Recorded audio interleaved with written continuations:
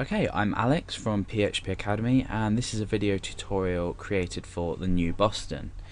This video tutorial is going to be on PHP Echo. Now, Echo is a language construct within PHP that allows us to output data, or string data if you like, to the user's browser. Now you can see at the moment I've got a file open in my text editor. This is index.php. So we've used our .php file extension, and we've set up our PHP tags that are going to let us enter our commands, if you like, within them. And in this video, we're going to be focusing on the Echo language construct. So I've got the page open in my browser, or nearly the page open in my browser. So now I'm viewing index.php. You can see at the moment, obviously, there's nothing on the page because we haven't started writing. Now, Echo is, like I said, a language construct. It's not a function. It allows you to basically output to the screen into the browser. So how do we write this? Well, it's simply just Echo. We can either use double quotation marks or we can use single quotation marks, and you'll learn about later on why you should use them and when you should use them. Basically, double quotation marks allow you to echo out variables inside them. If you've programmed before, you'll know what variables are.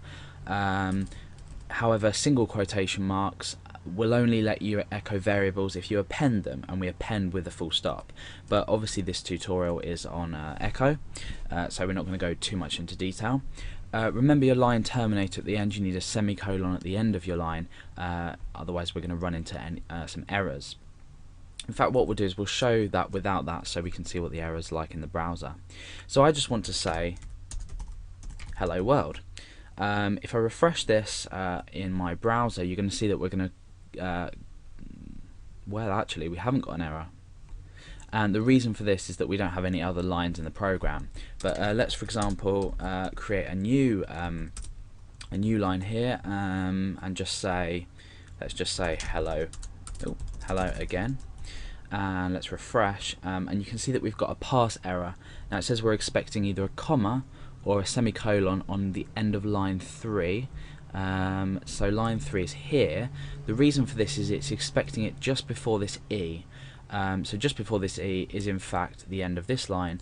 We add our semicolon in, and we're working again. So this is basically how to output data to the screen. Let's just refresh. You can see hello world there. Again, like I said before, if you do use double quotation marks, this is absolutely fine. It doesn't make a difference. It will produce exactly the same output. So within these tags, within these quotation marks, what can we actually do? Now we can also echo out HTML to the page, because as we echo out, it's rendered as you would find an HTML page.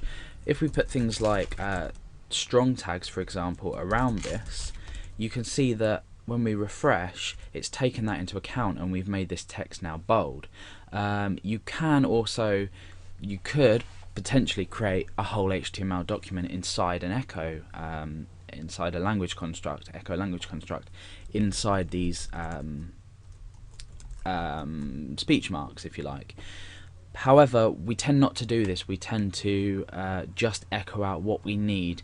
I mean, things like strong tags for bold, italics, underlined, sometimes even form data is okay. But later on in the series, you'll learn that there are other ways to handle this. But for now, that's basically how you would output data to your browser.